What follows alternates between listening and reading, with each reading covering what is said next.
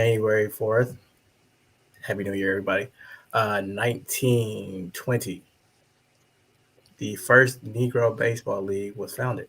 So, Hey, Man, that's what's up. 1920. yeah, the I man still tried got to to make hold it out us to the down. museum. Kansas City, right? hmm Man tried to hold us down. We said we'd do it ourselves. The first FUBU. Yeah, you know. Have y'all been getting FUBU advertisements on y'all Facebook? I have not. Hell no. I'm like, why is FUBU targeting me? Now that I we wish a had this fool would. conversation, I'm sure I'm going to start getting them. That's how it works. Hey, Fubu trying to get Camille the motto and shit. Why are y'all advertising summer clothes in the wintertime? Like the ads are off too. Like it's wild. It's wild. They're trying to rebrand, trying to get you out here. They're trying to do something. I tell you that. They said vacation exists. If you can't be outside, at least dress like it. Right. I was like, Hey, it's dress like cool. you on vacation. But before we get into the show, I do want to shout out everybody who made 2021 for Tech File our biggest year yet.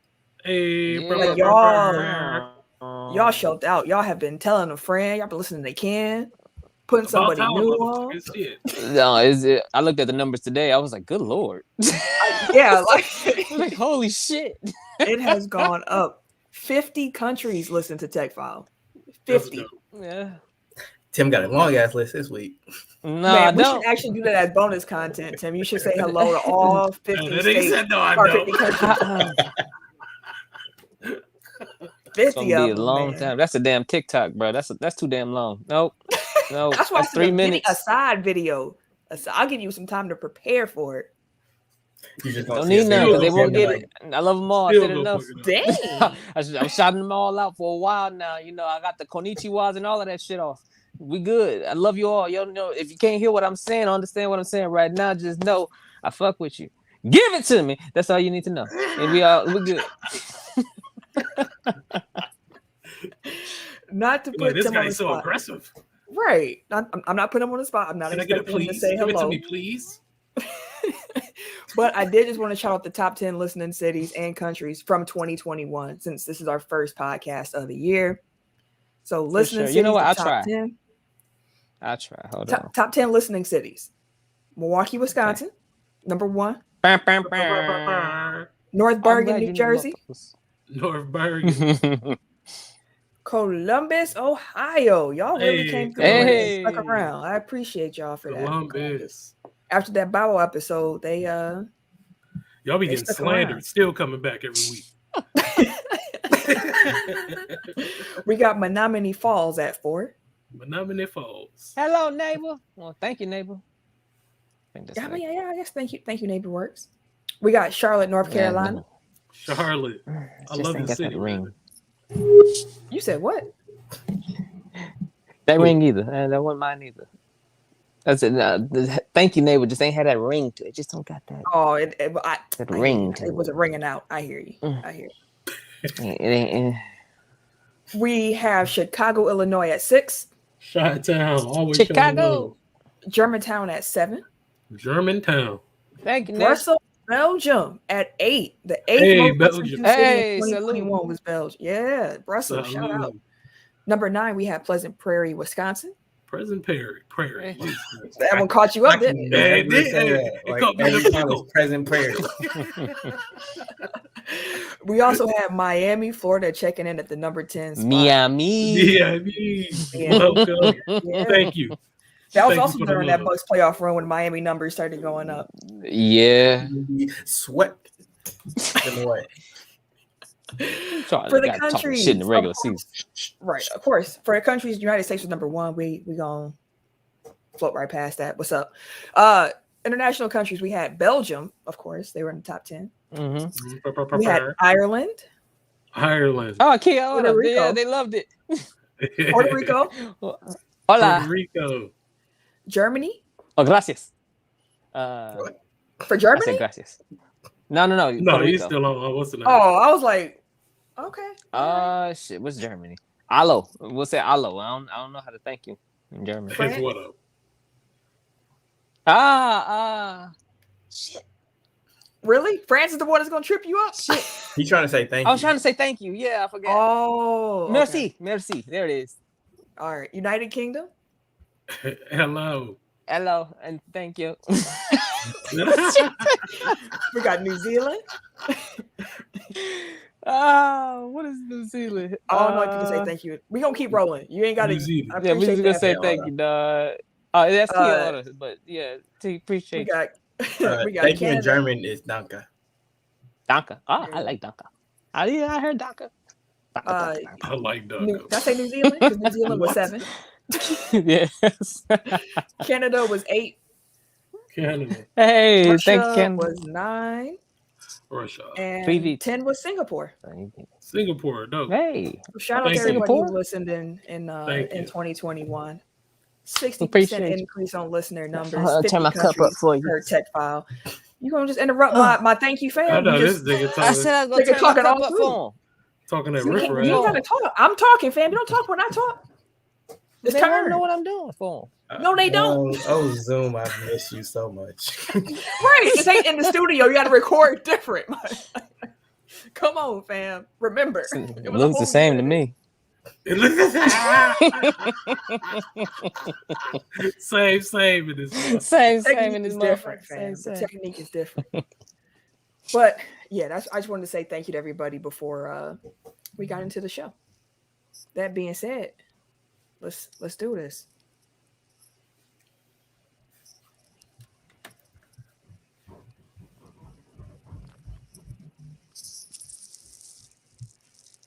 All right. So we're going to start the show off. We took last week off and not the holiday. And we need to just talk about this. John Madden passed away. So we definitely wanted to pay our respects to John Madden. R.I.P. And Coach. I see a note here too that just says and Betty White because I mean Yeah, man. The hood was Thank hurt, you man. for being a friend. to both of them because The hood was hurt. Man, John 2020 Madden I helped was like, teach me football. For sure. Yeah, like old school cats don't understand that. I was listening to this podcast and they was just like how our generation was like, yeah, we learned football by playing Madden. But the old heads, they don't play video games. Mhm. So they don't understand like how important the game actually really is. I mean, but he was that way as a commentator too. Like he really Right. kept it Yeah. simple. Both ways. Yeah. Like for real. Man, Yeah. as simple as you can get. The My man legend. jumped off sides. He threw the ball behind the man that jumped off sides. There you go, touchdown. Motherfucker XYZ blitzing and shit. Like everybody don't understand those concepts. He's just like, hey, my man's was there. Now he here. Boom, touchdown. I was curious, do like people of like basically there's a whole generation of adults that probably didn't watch football with John Madden commentating because he's been retired for so long. So I'm curious, like beyond being the face of Madden, the video game, like did they even know who John Madden, the coach or a commentator, like did they even know who that was? Mhm. It's kind of interesting because coach is usually the last thing that they think about with Madden now. And Yeah, my I mean, man's was cold like, coach. Growing up, I didn't know he was a coach. Like I just knew Me him as either. the dude from TV. You know what I mean? Like, My dad was a Raiders fan, so I knew he was a coach. well, I mean, I'm just saying, like people our age didn't really know him even as a coach, like off No. rip. True. It was more so a commentator going into the Madden game, but Mhm. he was very colorful and shit.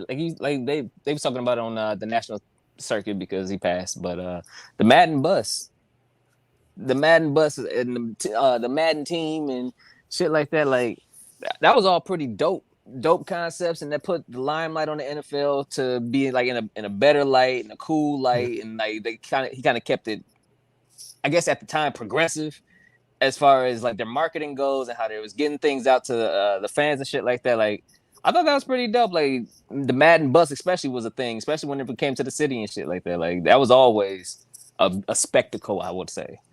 But yeah, it was pretty cool. I used to like John Madden, man. RP to the coach. Yeah, most definitely RIP. Prayers out to his family. Yeah. Days after all Madden. He apparently watched that with like his whole family. Everybody loved it. Christmas, they had their Christmas. Then him and his wife celebrate their anniversary, Mm-hmm. and then he passed away. Wow. And it's one of those things that I always think about. Like, whenever people die, you normally get that outpouring of love when they can't see it. At least John Madden got to know. He got his flowers. Yeah, like he got to know how loved he was and how appreciated he was. Like LT on the All Madden doc was like, I wasn't gonna be here. I don't do these documentaries until I heard it's for John. Then I said, okay, yeah, I'll come for John Madden, of course. He really don't be nowhere, bro. Like you don't see LT. He was in the movie. He was wild when he was in the Any given Sunday. Well, but when he got out, HBO Max now, by the way. Is it? Okay. Mm-hmm. Oh, okay. Definitely about to partake. But yeah, definitely rest in peace to John Madden, man. For those who played Madden, so I'm guessing Tim and Ken, what were y'all favorite Madden games? Like, what was your favorite Madden year? Because for me, the run that he went on from like 02 to 05 was like when peak Vic was Madden unstoppable and shit. I think 05 probably was my 05 was the hit stick, if I remember. Yeah, that was my favorite. I think that was my favorite. Whichever year that they brought the Playmaker was my favorite year. Oh, whichever year they started that, man, I was clowning that year. Oh my goodness, that was late. Like I use it now still. Yeah, I was because when they added the quarterback home, that's when I was like, see y'all doing too much. Motherfucking cone was a straight line and shit. You be like, bro, Big cone was like this. Like it was just like nothing. Man, I was like, the whole field. Yeah. So Brett Favre, he had everything. Like it was everything. Like, bro, come on now. Yeah, much like 2K. Much like 2K for me, these games is just like updated rosters for me. That's the only difference. Yeah, I stopped. I just played a straight game or I played a franchise mode. Otherwise, I don't need all the other stuff. Yeah, I stopped Madden. I had Madden 93. 25. I didn't own a system until I was like officially my own system until I was like 10. No, 9. Not 8 or 9, somewhere in there. But my uncle had everything. Say, like, 95 year, like no, like 15, 16. Because my point is that like I grew up having every Madden because my uncle bought every single Madden. So he had all the video games. So as a kid, I got to play everything. So like I've been playing Madden since I can remember. Like I had everything. I used to get my ass busted bad bucket wheel, bro. Facts. No, Camille smoked me once too, bro. I'm sure, I think we've done this before, but like, what was like y'all console like progression? Like, were you Genesis or Super Nintendo? Were you Dreamcast or PlayStation? Like, what I'm gonna sound like a spoiled kid. I went from the Atari to there was some console that had the games built into it already. It was like a little black one that you had to flip the lid up. And it was like these brownish looking cartridges. And then from there, I went to Nintendo. And from there, I went to Sega. And then from there, I was a Nintendo kid for a long time. So I had GameCube, Dreamcast, not Dreamcast. I had GameCube, I had an Xbox. Then I was an Xbox guy. Shit. And then I had an Xbox 360. And then I went over to PlayStation 3 when I joined the military because they didn't have no Xboxes available. And I grabbed that, started playing GTA 5, and from then I've been PlayStation 3, 4, 5. Yeah. Again, I can a spoiled kid because my uncle had everything. Sega Genesis, we had Super NES, we had Sega CD, we had we had 3DO, which was my jam. I loved the 3DO. I love the 3DO. We had the Game Boy Color. I had a Virtua Boy. We had the PlayStation, the Sega Saturn. We had the N64. And then that's when he moved. Like he moved like the N64, and I was like, "Oh, the games are gone." So my mom bought me a PS1, and then my personal journey is PS1, 2, 3, 4, and 5. And then my cousin had like the Dreamcast and the GameCube, and he would bring those over. Dreamcast is underrated, bro. That system was cold, man. Dreamcast, bro. Dreamcast is GOAT. Love it. It was loved here in America, fam. It just Japan was like, nope. Yeah, they were like, absolutely not. And I was listening to a Business Wars on that. I forgot what was the nail in the coffin for Dreamcast, but I think they were trying to compete with Mario, and it wasn't working out. During that little phase, I think that they was trying to stay up there actually, with Mario or something like that. Because I've listened to that. I think it was actually because Saturn like poisoned the well so badly, like people just weren't fucking with Sega. Yeah. But yeah, video games, man. Did you do yours, Ken? And Eric, John, do yours? Oh no, well I do my quick. Again, spoiled kid. I think we can all. But like Nintendo, Sega, Super Nintendo, Nintendo 64, Dreamcast, GameCube, PlayStation 1, 2, 3, 4. Nintendo, Xbox 360. That was my shit. I had the first Xbox too. Halo. That's what got me into Halo. Yeah. What was the NBA Drive? Was that the NBA game? NBA Drive? Something like that. It was. Yeah. I didn't have no Xbox. Something like that. Yeah. The shit. That was my shit. I was playing live in 2K. Halo got me into first-person shooters. That's the only reason why I probably got into Call of Duty and shit like that. Halo was. Yeah. Halo was the shit. Man, I used to love Halo. Halo was cool. Eric, what was yours? Now I play it. No. Genesis. I'm trying to do it in order, but I don't think I'm gonna be able to. So Genesis, PlayStation 1, Dreamcast, Xbox 360, PlayStation 2. We had GameCube in there somewhere. I don't think I had PS3. Yes, I did. PS3, PS4. I own Madden on every system I can get. I might have had Xbox One. We did too. We had Madden on everything. I even played Madden on the Wii in college. Okay, now this is a little trash, but on the Wii. Oh, and we got Switch. My man's throwing a controller at the TV. I was sitting there. Oh, what? It's slick. No. Sitting here Man, going you gotta like get out this. now, bro. We We broke already. You breaking shit? All right. We're going to keep the football rolling a little bit. Well, we kind of got off subject, but we're going to go back to football. Week 17 ended with 11 of his 14 playoff spots locked up. As we speak, there are 7 teams vying for the last 3 spots. So, starting with the AFC, you got the Titans, who have clinched their division. You got the Chiefs in the 2 spot right now, who also clinched their division. The Bengals also clinched their division. You got the Bills. Yeah, it was. You got the Bills who clinched the playoff spot. The Patriots who clinched the playoff spot. The Colts, who are currently in the running but could lose their spot. And the Chargers, who were in the running but could lose their spots. Now, with the Colts, all they got to do is win. Beat the Jaguars in Jacksonville. You said no? They should be able to. I don't know how they lost on Sunday to the Raiders. I thought they was gonna win that one. I definitely thought they was gonna win that one. But fun fact: the Colts haven't beat the Jaguars in Jacksonville or London, I think, since like 2014. It's been a while. Yeah. And them some trash ass Jaguar teams in that period too. Like how? Like no, they had 1 year they went to the AFC Championship game, but. How? Something about playing in Jacksonville. It just I think they're gonna win. Had bad luck with luck. Because they did have luck during those years, and then they had those games that they didn't have luck, and they didn't have a Jonathan Taylor. So yeah. I can see it. And as for the Chargers, they're playing the Raiders in week 18, which this is now Sunday Night Football. The winner gets in. It's that simple. It's gonna be a good game. Mm-hmm. I think that's gonna be a good game. As I mentioned, the Raiders are in the hunt. They can win if they beat the Chargers. The Steelers are still alive. Wait, so I was starting to ask, like, where's that LA Las Vegas game, but it really don't matter because either way, Raiders fans gonna be deep. It's in Vegas.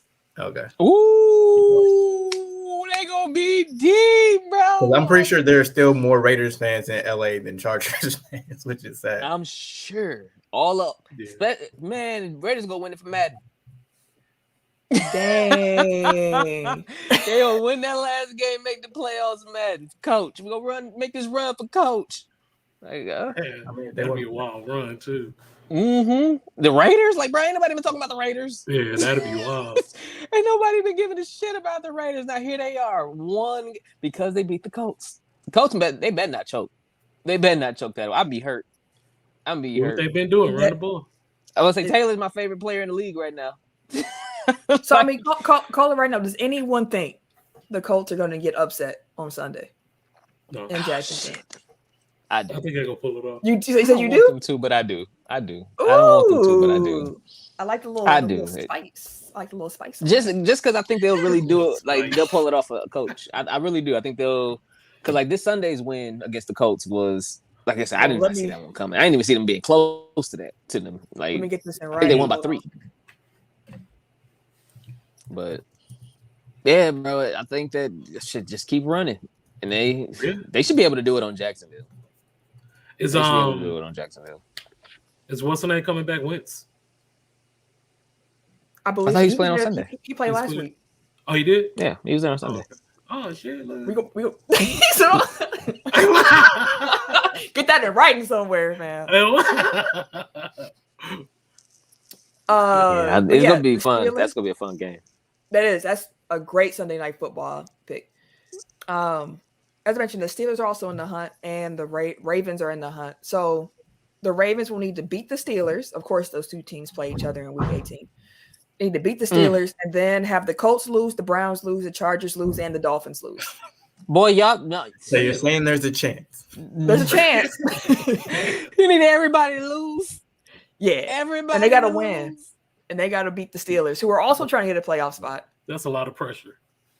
And what the Steelers need to make it is a win against the Ravens and a loss by the Colts. Ooh. I can see that. Well, I mean, you already said the Colts are going to lose. Yeah, you already said they're going to lose.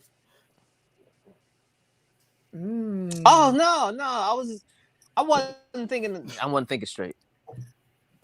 You going to try to walk that back?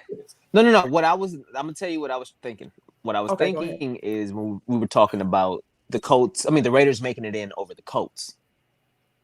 So I guess the Colts will have to lose. Yeah. So, yeah. No, all the Raiders got to do is beat the Chargers. Yeah, that's what I was saying, that the Raiders will make it over the Colts, not necessarily that the Colts lose against the Jaguars. I just thought the stipulation was if the Colts. So when you saw the text going across the screen that said Tim predicts the Jaguars will beat the Colts. Wait, it was across your screen. Don't mean it was across my screen. Did y'all see it on your screen? Yeah, I saw it. What did it say? I didn't see nothing go across my screen. What's in that cup? I'm looking at comments and everything. Right, he really. I can see me looking to the cup, like it's like I'm really looking, but no.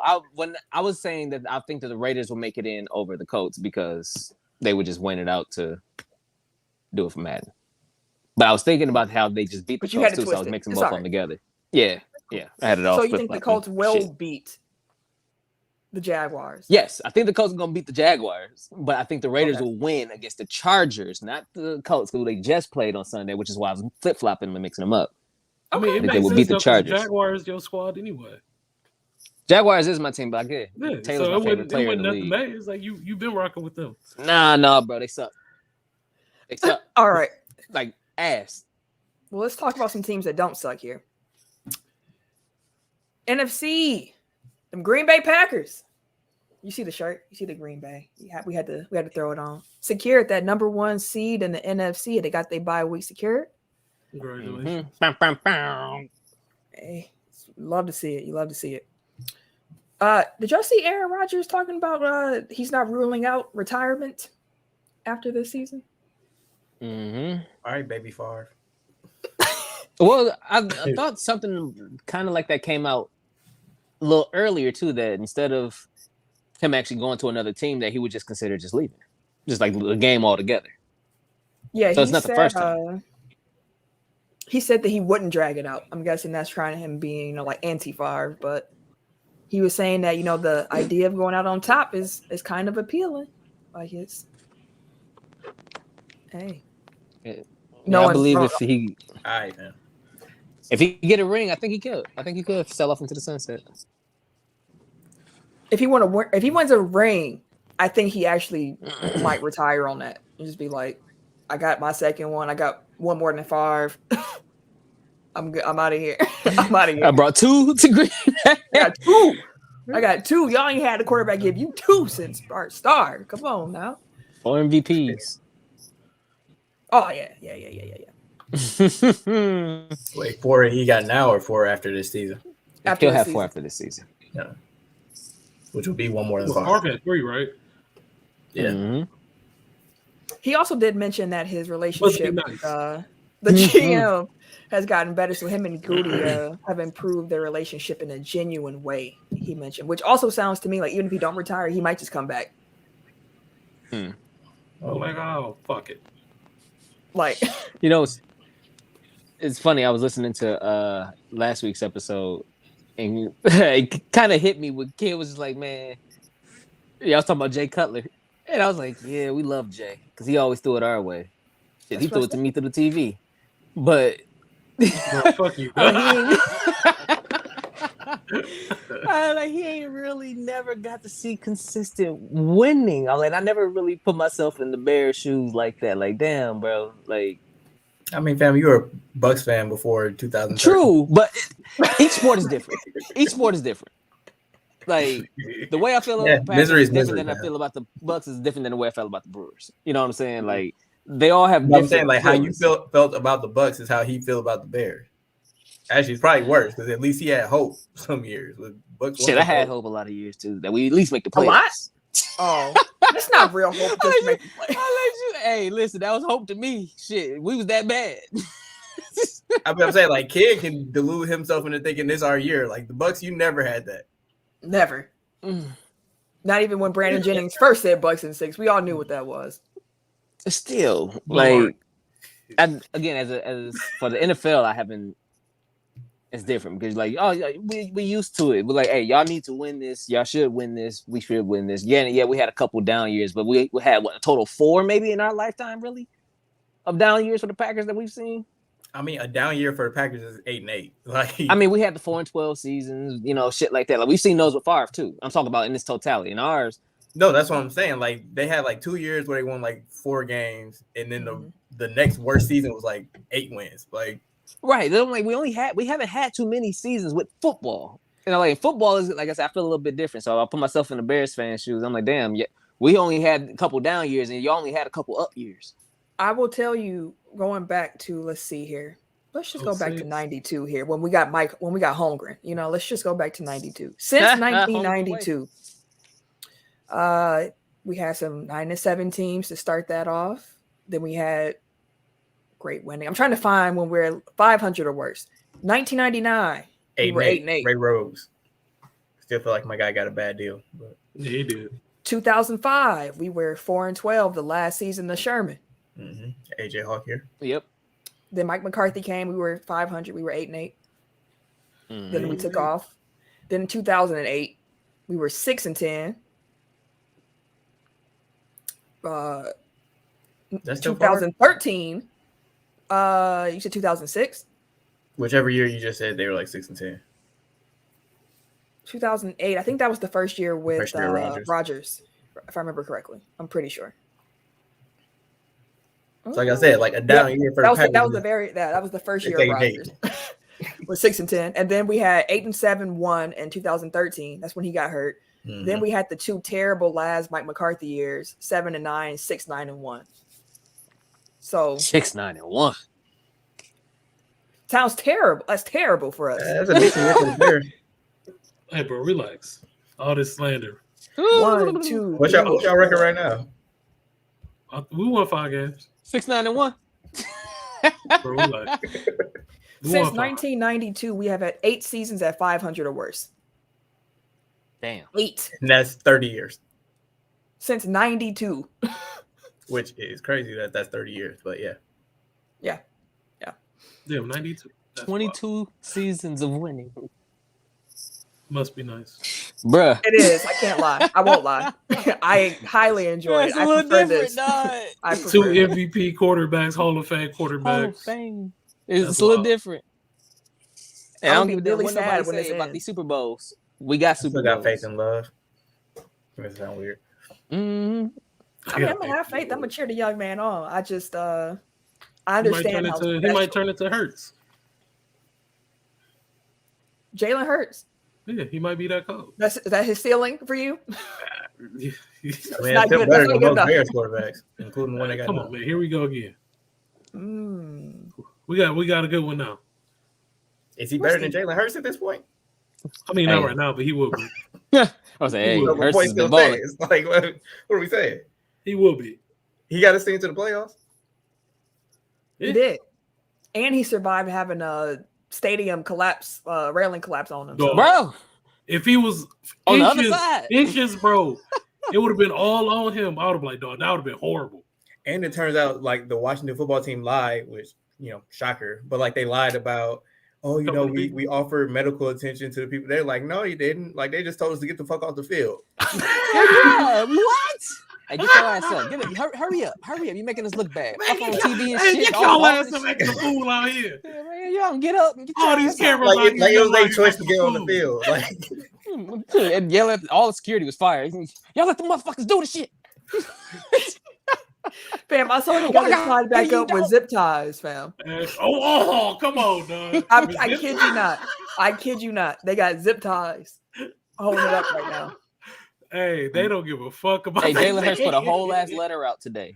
Sent a whole letter to the NFL. They're like, hey, listen, I understand ain't nothing happened to me, but just reflecting on it, had I been over there, it would have been tragic. He's like, but not just me. It was a whole bunch of other people that got hurt. So I wouldn't have got up. I would have been. They would have to bring the structure, bro. Like my neck. He put that in his letter. I have to bring the structure out for my black ass, bro. He said that stiff neck, like, oh. Well, he was saying that there's a bunch of people that could have needed medical assistance. They're probably frustrated and stuff like that from what happened, and they got hurt. That shit could have been horrible. Washington, what are you doing to fix this issue? Like, what are you doing? Like, y'all got resources and shit. He like the NFL got resources to keep players safe, fans safe, things like that. So what are y'all doing? What are y'all actionable things? What? They do. Who safe? They do. They just don't use them, but they do. Zip tie. If they can fly their own fucking bitches out on their private jets on the sideline, they can figure out some way to put their shit. That went to NFL though. That was the Cowboys. Yeah. The Washington did that too against the Cowboys. Snyder ain't Jerry Jones. So if you can do that, you can fix your shit. Not no damn. Matter of fact, that's why they flew the benches out, is because Dan Snyder got shitty away benches. So, and I think they had like a sewer line break that like showered fans with poop. They did. The Washington who the fuck wants to go to that stadium? Yeah, it's one of the worst ones in the league. And it's in the middle of nowhere. Like it's nowhere near downtown DC. Like all that is in Landover, Virginia is they say. He sound like a what? He sound like the fuck is those? Dos Duke. Those Duches. Those Duches. But yeah, that's Washington. I don't know what to call it. But they are announcing their new team name and logo February 2nd. February. They still need it anymore. They need to run the check over here though. Man, keep watching the football team. Fix your stadium. Fix that first. Then fix your name. Worry about the wrong shit. How you come out with a name when your stadium breaking down? Wrong shit. Yeah, man. Motherfucking slumlord, bro. That's what he is. You're using that stadium and running that bitch down. But yeah, that's why. Anyway. Scumbags. Packers got the number 1 seed. That's locked up. Washington ain't nowhere close to this conversation. Which is sad too. Is it? What? I actually don't mind their team. Like they got a good young defense and shit like that. They didn't play what they were supposed to this year, but I like Heineke too. Terry McLaurin is one of my favorite receivers young receivers in the league. So I like Curtis Samuel too. So I don't mind. We talk about playoff teams right now. Right, you're giving them too much credit, too much time, too much screen time. Yeah, fair enough. Number 2, we got the Rams who clinched a playoff spot. Barely. The Buccaneers. Woo, the Buccaneers. They clinched a division though. Boy, I tell you. Might as well. Shit, we here. Antonio Brown quit or got fired. I'm not exactly sure which of the reports is true at this moment. I mean, he's still on the roster, so neither. Right. Technically, he has not been released yet. Like them, they trying to figure something out. You think so? You think he'll be back? It out. He gonna be back, bro. They figured it out. They can't bring him back. He gonna be back, bro. Because if he ain't fired by it, Bruce Arians got in the press conference after the game. First thing he done, bro. Why the fuck he's still there? That's kind of, but like backing up a little bit, like 2 weeks ago when he came back from the thing, everybody was pulling his receipts. Like you said, he got one shot. Like, so why is he getting another chance? He's like, oh, history has changed and blah, blah, blah. We need to win. 2 weeks later. Right. 2 weeks later, he ain't a Buck no more. Let's move on. Like, no, you don't get to just poo-poo that away. Like these were choices that you made. It ain't like it just came out of nowhere. Like we ain't know he was this dude. Like, yes, you did. You knew he was that dude when you signed him. So, and honestly, like I don't feel no bad for the Buccaneers being embarrassed or whatever they going through right now. Like, you brought this on yourself when you brought him in. Hey. Word on the street is that. Word on the street. Yeah, word on the street is that. Well, from what I heard, there could be some more out there, but from what I heard, dude, all these caveats make me scared for what you're about to say.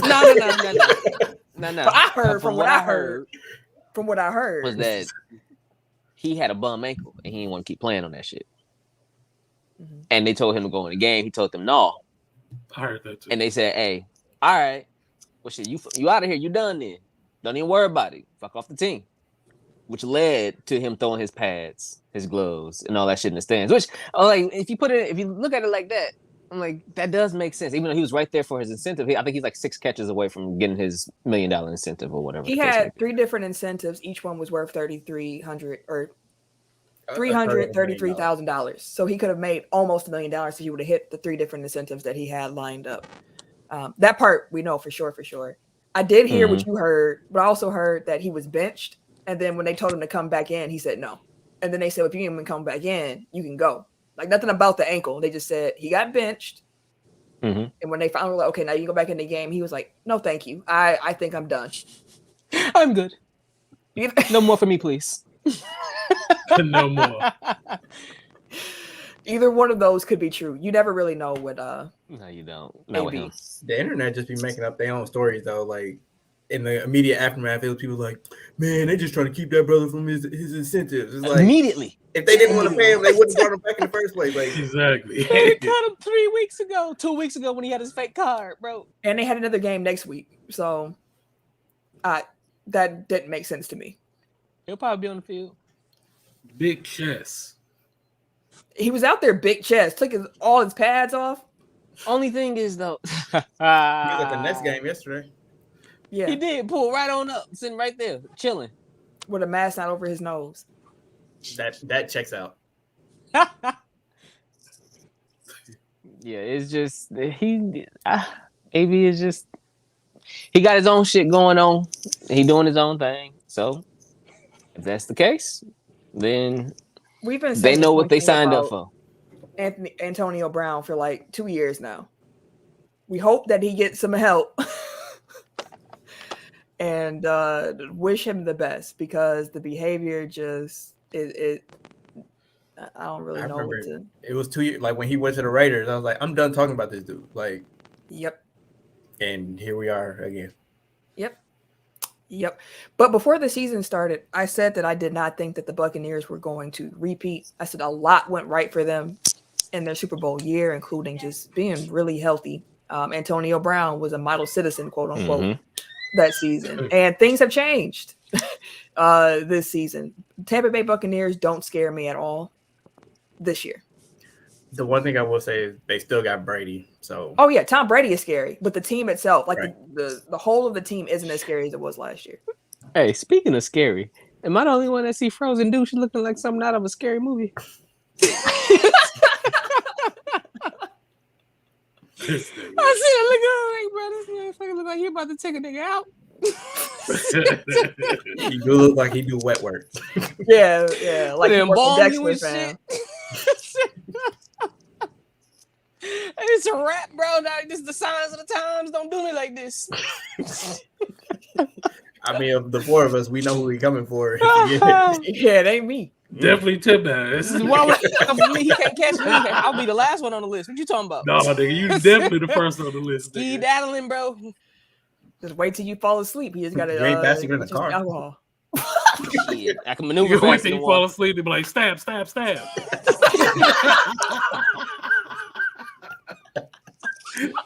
I guess we pulling an all-nighter, bro. I pulled him for less.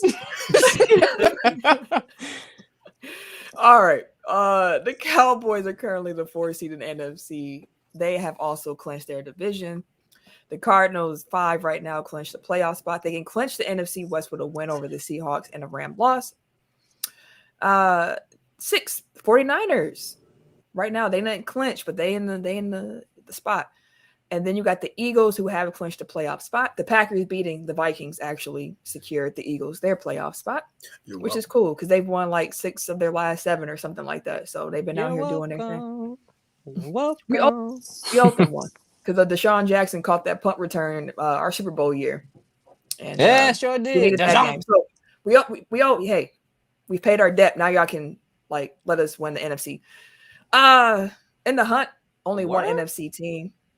That's the Saints. They're 8-8.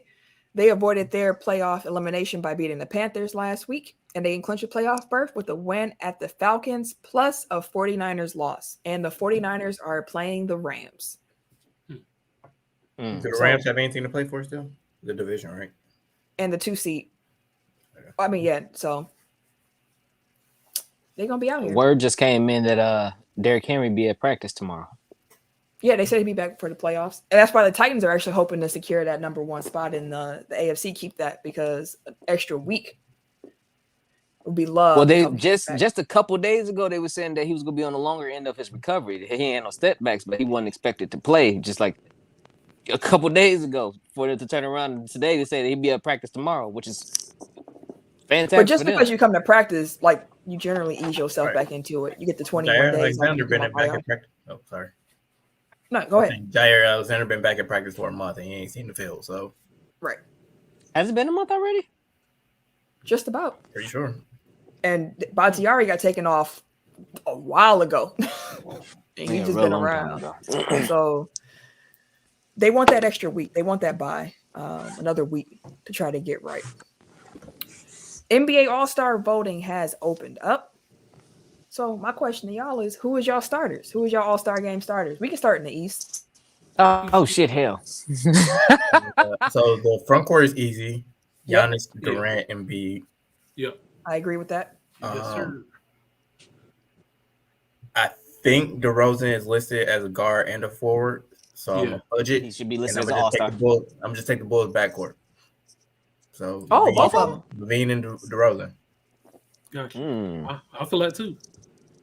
You got the same starting 5 in the East? Yeah, but I don't know. Trey been balling too, though. Trey is my 5th. I don't have. Yeah, I think Levine. Trey would be. I'll put Trey. I think Zach LaVine Trey. is an all-star. Yeah. I do think he's an all-star, but I don't think he's an all-star starter over Trey Young. I'm knocking Trey just because Atlanta's been ass. They have been. Atlanta He's has been been ass. spectacular. It ain't his fault. I mean, it is kind of because the defense is atrocious. That's always been. We always knew that was the case. Right. But He's still putting up 14 assists and shit. It's not because like Trey isn't pulling his weight offensively, at least. But like you do gotta kind of take that into consideration, I guess, because like you putting up numbers, but it ain't. Translates. Right. So I hear you, but this is all-star. I'm awarding his performance again. Levine is an all-star.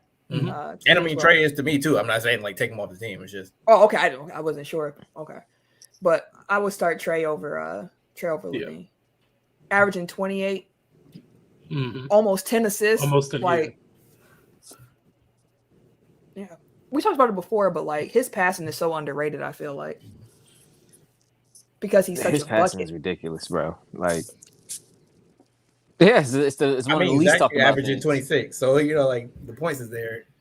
I get your point. Yeah, but 5 rebounds, 4 assists, damn near 50. Trey averaging almost 4 rebounds, which I didn't realize. But maybe they long ass rebounds. Who the hell he out jumping? He misses 3-pointers and it just bounced back to him. He's like a career 4 rebound a game guy. Follow I never through. realized that. He's also having a career year from the 3-point line. He's shooting 38%, which is career best. That's gross.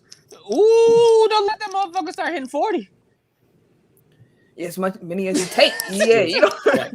I know we're not on the West yet, but like Steph is actually having a down year shooting wise, and he's still up above 40 from 3. Yes, that's crazy. Tim, who is your All-Star 5 in the East?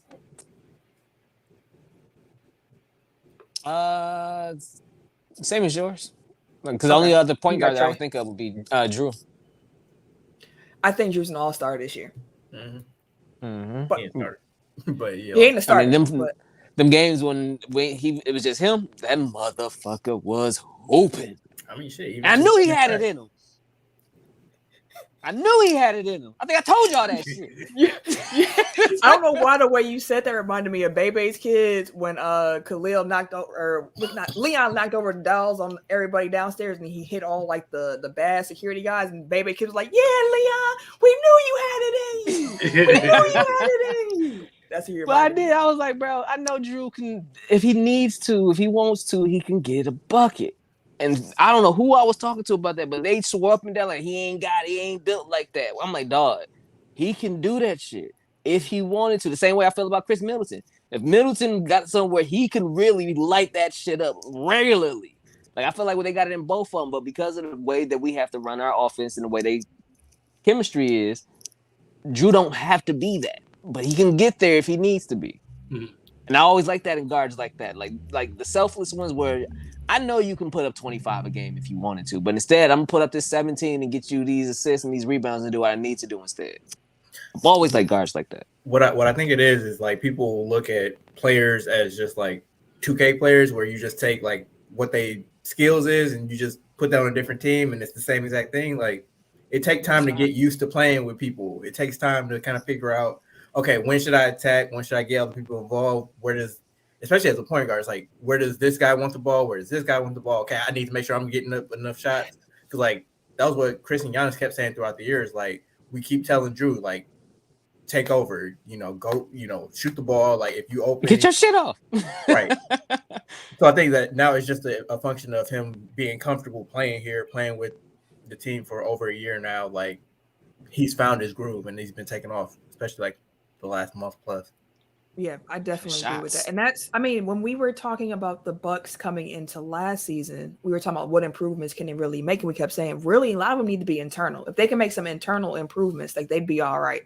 And seeing Drew another year here has definitely, again, internal improvement is important. You see with Pat Connaughton, you see it with Bobby Portis, who's improving again, where it's like sometimes you just got to keep getting better and it's going to pay off for you. But I think him being another year in Bud's system too helps because he's not just trying to take threes and at the rim. Like he's getting off in the mid range too, which is kind of like when Chris and Bud was butting heads. He is taking people in the post and putting. Bro, I love that. He got a little guard on him, bro. He like, get your ass down here in this post. Excuse me. And I'm out. But yeah, I love it. It's been dope seeing him blossom a little bit. West, who were your Western Conference NBA All-Star Game starters? We can't say West without Steph, right? So I feel like Steph's a lot. Steph and Jokic are for sure. Probably LeBron's also a lock for me. What about Draymond? I think Draymond has a case. Because what he's doing right now, like him and Steph is a dangerous together, yo. The man didn't have no points. He had 12 assists the other night when they was playing. I'm like, dog. Defensively, though, this man is locking niggas up across the board. Ridiculous. He might. I think I'll put Draymond as a starter. And you got Rudy too, though. Well, you only get 3 front court players. Then you got Jokic and LeBron. That's already 2. Yeah. Shit. So it's either Draymond or Gobert. And I'm gonna actually go off the beaten. I want to start Karl Anthony Towns. I really want to. I think the third spot, like if he didn't get hurt, Paul George would easily be my third. He was good. Fuck him though, but he was good. He'd be my third, but with the injury now.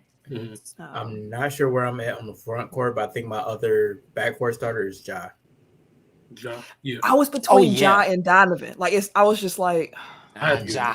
I got Ja. But I love Ja Morant's one of my favorite point guards in the league. I love Ja. Dude, that damn layup. Once he get in the paint, he just looks like he puts them on their back and he just kind of slowly roll it. I'm like, dog, what's with this easy ass layup you make? He makes them once he get down, he make it look easy as fuck. I'm like, dog, ain't no way.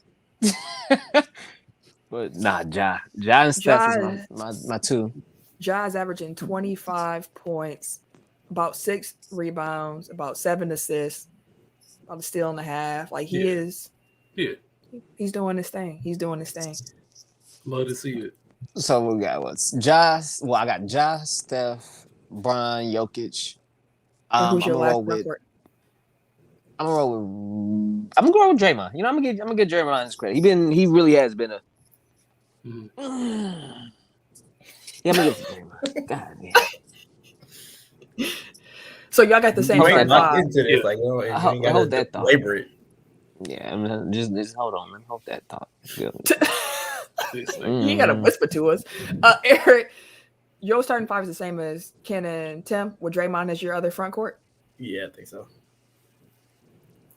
As of right now, we still got a month. I think. Yeah, it's still a lot of time to go.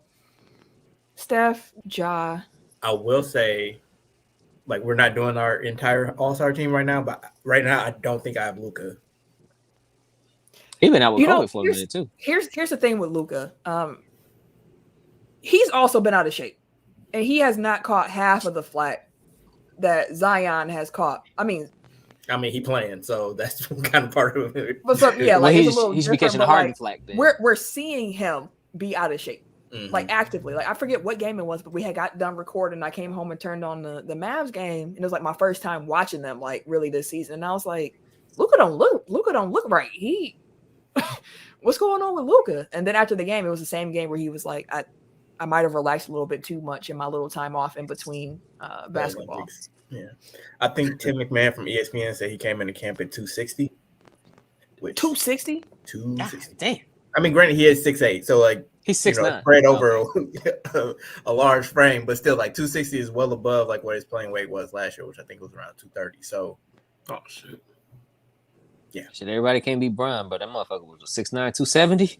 I was gonna say like Brian like a solid 260, but like this big motherfucker died. Let me get out of the way. Man. But yeah, it's just a couple more weeks. I'm gonna look forward to us doing our full all-star teams because there are some conversations to be had about who's making these teams this season.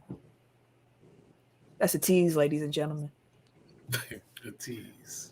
We have some updated COVID protocols to briefly discuss. So vaccinated NBA players and coaches can now clear quarantine after 6 days if the COVID testing data shows they're no longer at risk to be infectious.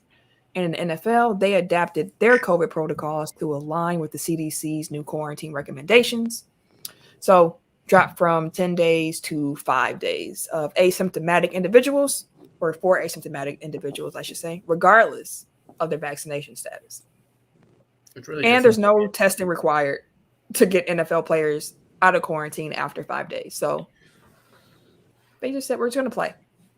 I mean, which sounds like an incentive to get people to lie. Like it's like, regardless of your vaccination status, as long as you don't have symptoms, wink, wink, 5 days. Even though symptoms can develop after that initial test, they don't know. Or somebody could like just be suppressing the cough while they're in there with the doctor. Like, I'm fine, dog. No, I'm all right. I ain't got no symptoms. Can't smell. Can't. No. They look like Trump when he ripped that mask off, like can't breathe and shit. Like, mouth breathing like a motherfucker. He was fighting for his life, dog, trying to prove some shit. Like, bro, why you gasping for that much air, bro? Say something for everybody else. Hey, he was like, this air is spicy as well. I don't know. I can't taste it. It doesn't taste the same. Like, what the fuck are you talking about, bro? You don't even know. He didn't know. Right. Man, I'm not even gonna go back down. Sometimes them Trump years feel like they weren't real. It was all a movie. We're only a year removed. Longest fucking year of my life. That's a fact. Because Joe been out here. Garbage. Yeah. Byron. Trash. Fuck it. He been out Byron. Byron. Yeah. Every time somebody say that's all I hear now, I swear. If they don't say his name like that, I don't want to hear. Motherfucker was aggressive too. Who? Byron. Who? Byron. Byron. Hey, my guy. Well, give all me right. kiss. See, now that TikTok is over now, but I really wanted to do that one. That's what I would have done. So it ain't never too late. I just want to do the sup, baby. Hey, yo. Y'all gotta watch all them TikToks. You'll be an hour in, dude. I I was like, dude, I'm an hour in show. watching these New York niggas just talk shit. Dog, it's just TikTok. You get trapped so damn fast, bro. And next thing you know, it's 2 hours later. Exactly. All right, transaction and personnel news. Tim. Oh shit! Let me pull it up. Hold on. Pull up. I got it. MLB, Los Angeles Dodgers, and outfielder Cody Bellinger agreed to a 1-year, $17 million contract. To avoid arbitration. They did this now right before the lockout. Tampa Bay. Sorry, on that. I didn't realize that Cody Bellinger had such a bad year from the plate. Because I don't pay attention to baseball in the playoffs. I was just about to say until the playoffs because that dude was raking. But yeah, apparently he batted like below 200 last year. Yeah, it was like 173. Yeah, it was bad. And he's a contact hitter. He's a 300 hitter. Not for career. He's a 257 career hitter. Where's the bell when you need it? I didn't say career. I just said he was a 300. Okay, moving on. Who else we got? Hold on. Fam. Oh yeah, Antonio Brown got fake released. Hold on. I lost it. I'm back. I think I'm back. Yeah. All right. NBA injuries. Ricky Rubio. Oh damn. Ricky Rubio got lost for the season. That's right. He tore his ACL. Paul George is out for 3 to 4 weeks. He got an elbow injury. Derrick Rose is out with his ankle injury. He's out 8 weeks. But help is on the way for some other teams. Kyrie Irving is back with the Brooklyn Nets part-time. On the road. His season debut is gonna be Wednesday or tomorrow or today, whoever.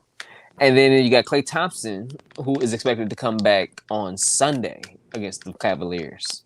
Yes. So that's probably gonna be all eyes on the television for that one. I can't wait. They said starting 2 off top. Right? Oh yes, that's what Steve Kerr said. He was like, once he comes back, he's starting, bro. Like no ifs, ands, buts about it.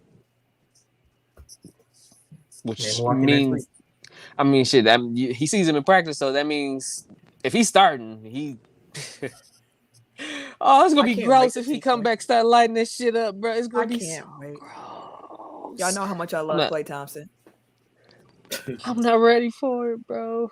I am ready. I can't wait to see the Warriors with the Splash Bros back. It's so as a basketball funny, fan, dog. As a basketball fan, as a Bucks fan, it's kind of terrifying, but it is terrifying. Bro. All right. As a Laker fan, shit, we gotta see these motherfuckers. No, you ain't even in the picture, like. Hey. Nah, bro. They go to the gym. That's my cue to leave. Are y'all even above 500 right now? I think they are. I'm pretty sure they are. Ain't y'all? I'm trying to see now. No, they 19 and 19. Yeah, I was like, I don't think so. They 500. On the nose. Yeah, I don't think y'all got to worry about the Warriors yet. Y'all better they currently the 8th seed, and currently the 8th seed, and the Warriors are the 1 seed, so they might have to worry about the Warriors. It's gonna be the rematch of last year, but it's gonna be a whole series of ass whoopings. Make it sweet if you want to. Or we do. Oh Westbrook boy, get locked in. Okay. Where's the bell when you need it, fam? Like digital bell to ring, fam. God damn. Like we need a different sound effect when we can't be capping. Stop the cap, sir. Gross, bro. Yeah, we just need a drop of stop the cap. That is cap, Your Honor. Anyways, transactions. Cleveland has signed head coach JB Bickerstaff to a 5-year contract extension. Yeah, Cleveland has been doing their thing this year. Didn't I say something about Cleveland earlier in the year? I can't remember. But anyways, the Lakers have traded Rajon Rondo to Cleveland in a 3-team trade for Denzel Valentine, who's picks to replace Ricky Rubio because they really love the combo of Rubio and Garland, and now they have to get him another vet, which is smart move by Cavs. They trying to do their thing. I see y'all, Cleveland. Y'all trying to build the right way. I feel you. I don't know if Rondo is going to be as good as Rubio, but I guess that's a nice little stopgap. Well, I mean, like they literally have no other point guards. Like they were starting Kevin Pangos the other day. So yeah, Pangos. I was like, man, who's this? It's been a lot of that in the NBA. Yeah. Yeah. Speaking of which, hardship signings. So Phoenix signed center Bismack Biyombo.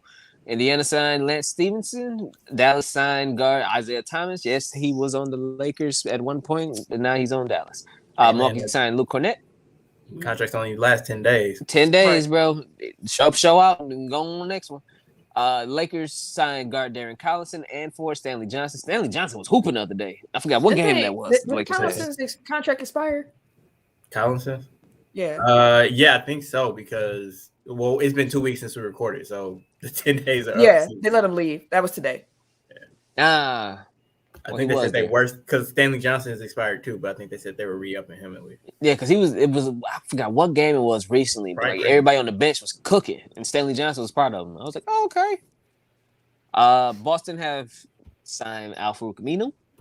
Mario Chalmers went back to Miami, and Greg Monroe went to Minnesota. Greg Monroe was hooping for Minnesota his first 2-3 games. He had 20. I was looking at the stats the other day. I was like, my man was really hooping. Yeah, 11 and 9 or something like that. Bro, hold on. Don't try to undermine it. I said what I said. No, I'm saying I was helping you out. Damn. I had a question though. So with Mario Chalmers coming back to Miami, for your team, who are you hoping that they bring back from the past, on a 10-day? Who would be your favorite? Yes, we brought back blank. Lamar Odom if he was healthy. This nigga said Lamar. Lamar Odom. Bring him back. Come on, fam.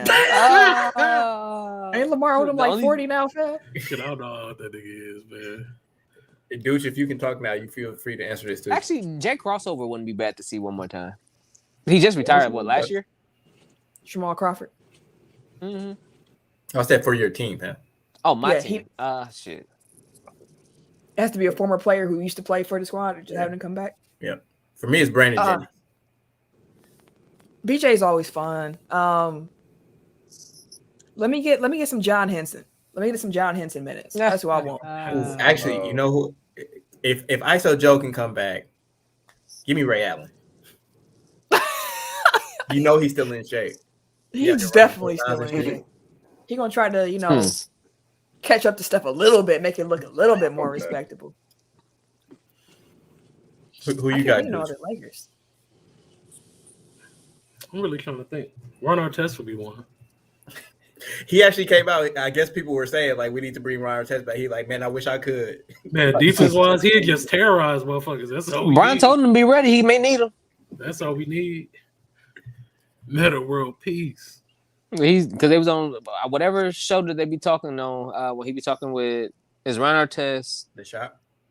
No, it's on LA Sports Net. Something like that. LeBron.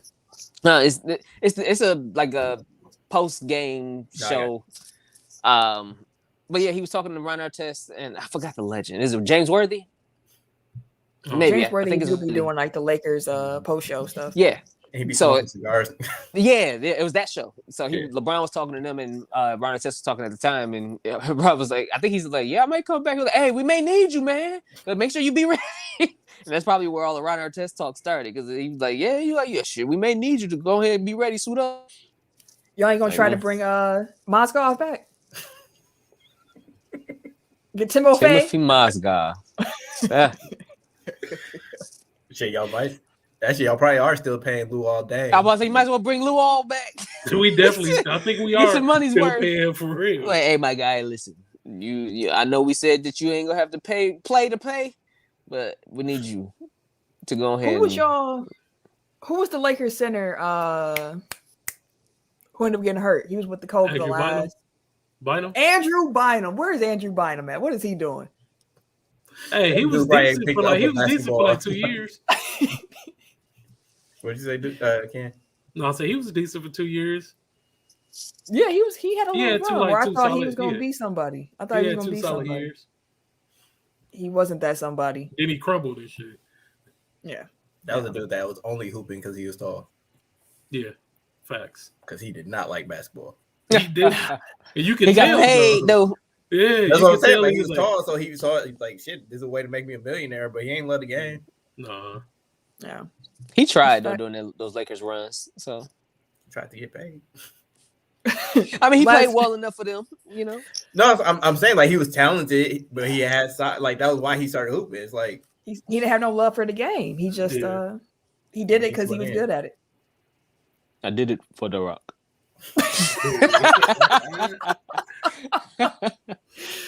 Oh boy, the last few transaction news. Houston Rockets suspended Kevin Porter Jr. and Christian Wood a game for poor behavior during their loss this past weekend against Denver.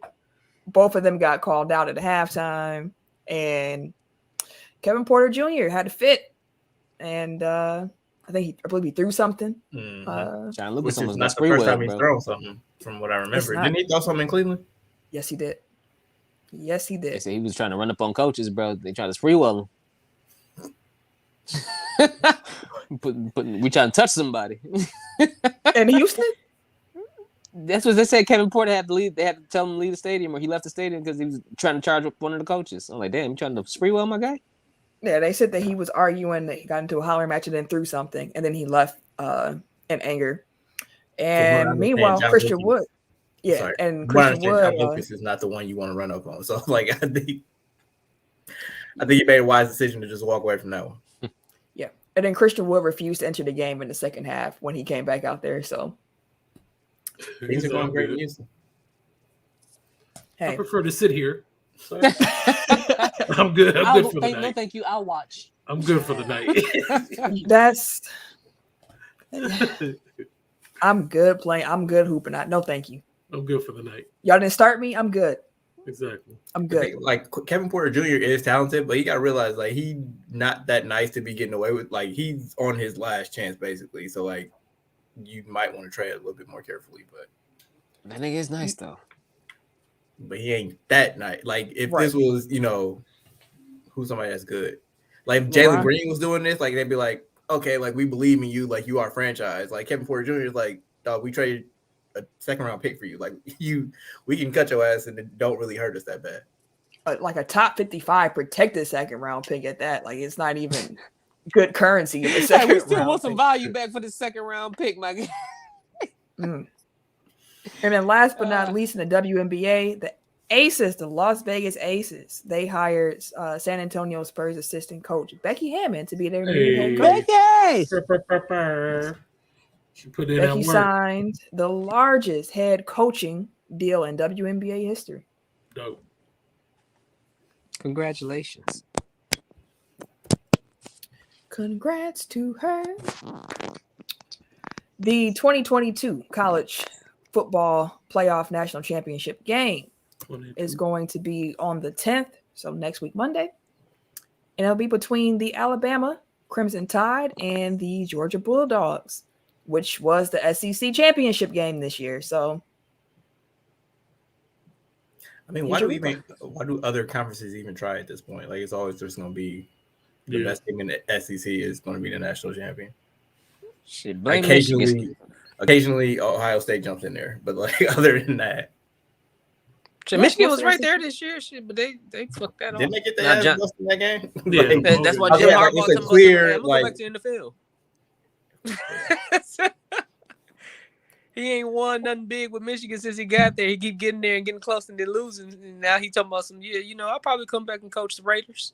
They do that every year. Yeah. With Harbaugh. Like he be like, I love it here. I'll never want to leave. Then you hear like he's thinking about an NFL job, and it's I thought I think he said that. Well, I have to go back and double check what I seen, but I thought he was the one that finally said something like, I might actually just go back and do it. I'm like, okay. I swear he just said a couple months ago, like, I would coach here for free. Like, come on, Jim. We know you lying. It's not about the money. Come on, Jim. It's not about the money. He did just give away like his bonus though for the year. Yeah. He did. Yeah. But it hasn't come from his mouth. Everything that's been said is like that people around him, sources are saying that they think it's real this time, that he really might come back to the NFL. And let me tell you something. If he do come back to the NFL, Ken, you better hope that he ain't going to the Raiders. You have him come to Chicago. Oh, shit. I think y'all see that shit. The funniest outcome would be him going to Jacksonville, but wow. Because one, like that general manager that he got into like a power struggle with is the general manager in Jacksonville now, and just the fact that he would be like a Michigan dude going to replace a Ohio State dude in Urban Meyer, and them making the same mistake again. No, although at least Harbaugh has like NFL experience. What'd you say? They asking for real coaches now. Like they asked for like Eric Bieniemy's and they asked who else are they talking to? They was talking to actually all of the the Dallas coordinators to talk to both Dallas coordinators and somebody Dan else. Quinn said pretty much all the successful coaches right now, like their coordinators, they want to talk to them. I'm like, oh, y'all finally doing some real fucking interviews. Well, yeah. So like it was reported that they were looking at both Dallas coordinators, but Dan Quinn was like, I'm not interviewing for that job. So but at least they're trying to do their due diligence this time instead of hiring their buddy. That's fair.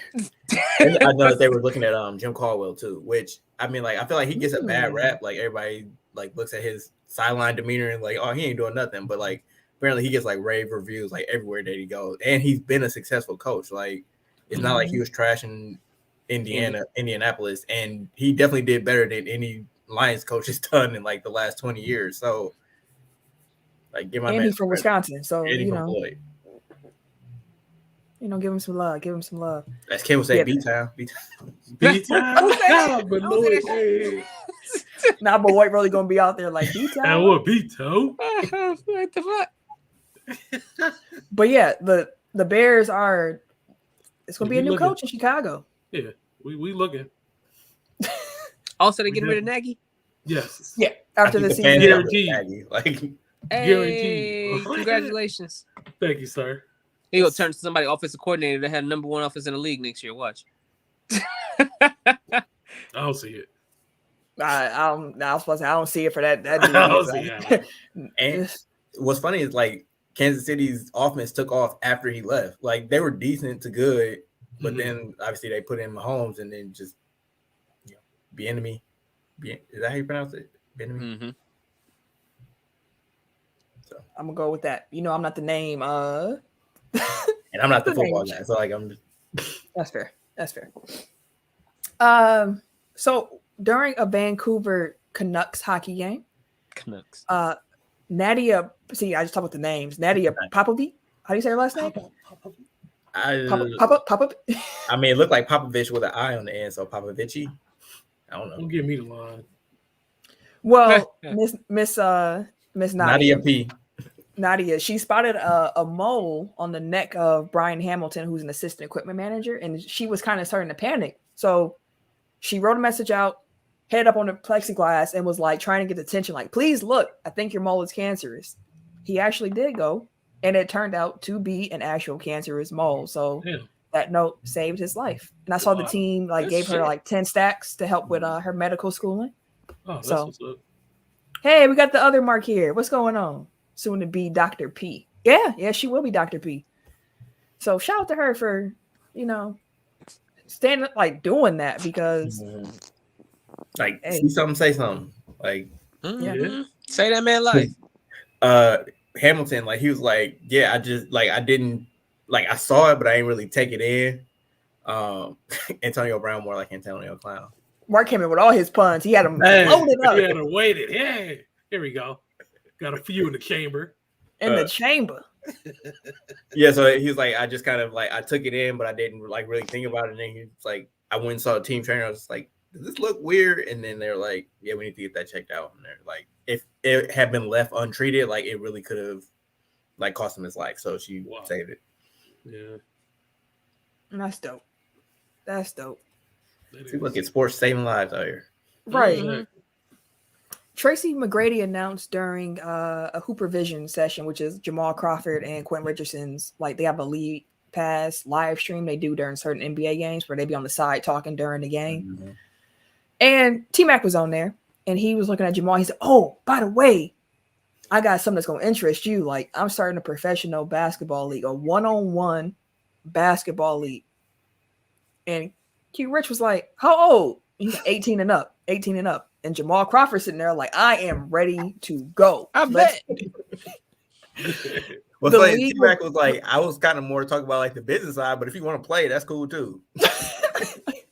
The league is going to be called One's Basketball Association, so the OBA. Joe Johnson ain't never retiring. I was like, who would y'all want to see in a 1v1 league? And Joe and Jay. The both of them at it. I wish that was the night they did it All-Star Weekend. Like, just have like a one-on-one tournament. I would love to. His feelings would get hurt.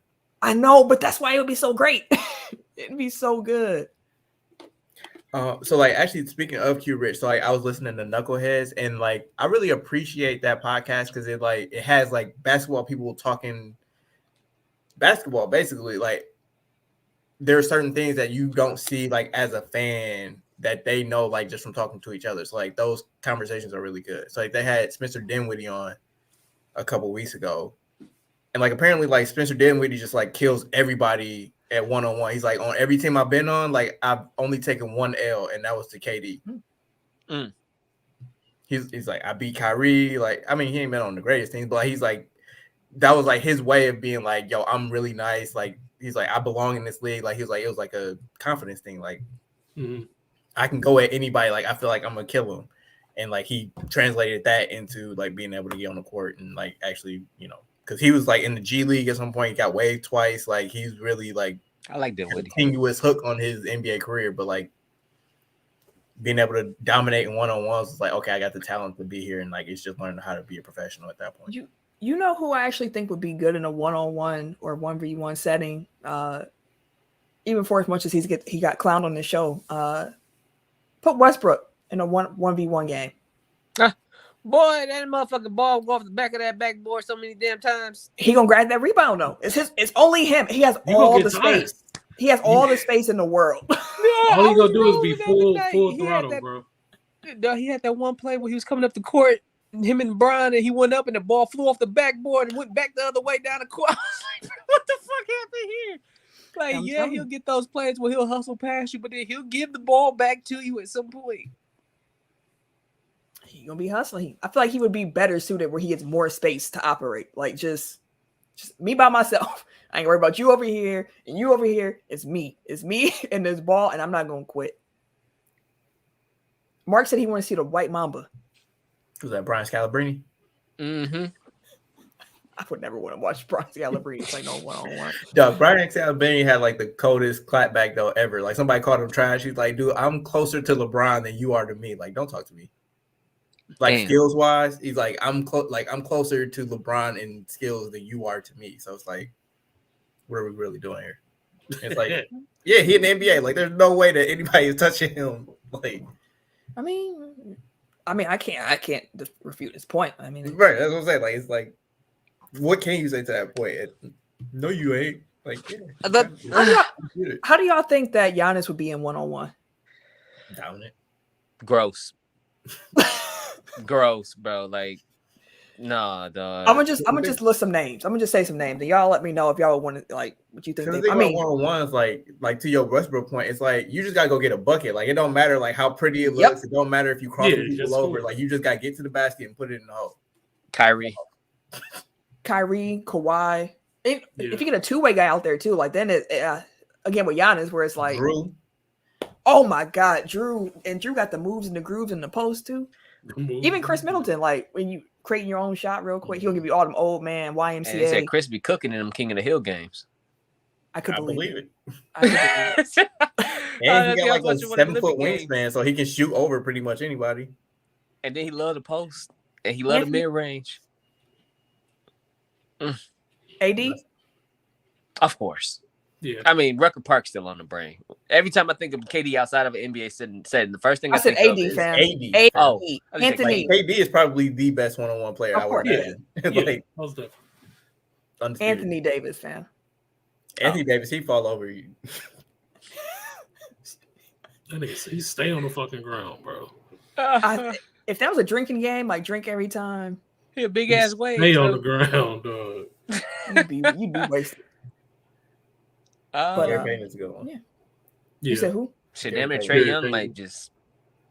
Mark said it in the comments. Gary Payton. Gary Payton Senior. Lock up.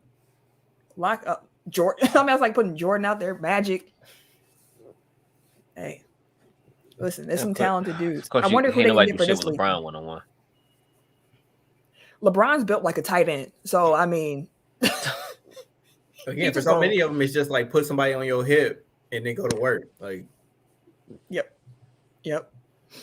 So even if you don't, it's gross. Serial Sensei sent in a question via Twitter. Mm-hmm. It was a start one, bench one, cut one.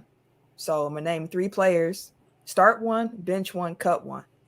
Trae Young, Ja Morant, and Devin Booker. Start one, bench one, cut one. That was quick. I know, that's super cute. I start Ja. He's cutting Devin. Yep, cutting Devin, starting Ja, bring Trae off the bench. You said that real quick. He did. No disrespect. I'm gonna start Ja. Yeah. I'm gonna bring D Book off the bench. Definitely, he'll bucket. And I'm gonna cut Trae, and that's no disrespect to Trae Young. Yeah, that's how I am. No disrespect to any of them. Honestly. Yeah, that's where I'm at. Eric, what you got? Start Book.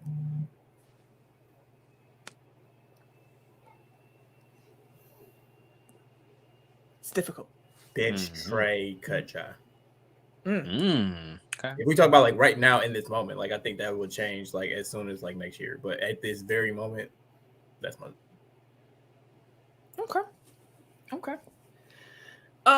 Another question. So in the overtime group, our Tech File Pod overtime Facebook group, there was a question saying these 4 players, all in their peaks, ranking them from best to worst in scoring ability, just the ability to get a bucket. Okay. Carmelo Anthony, Tracy McGrady, Allen Iverson, James Harden. Ooh. Rank them.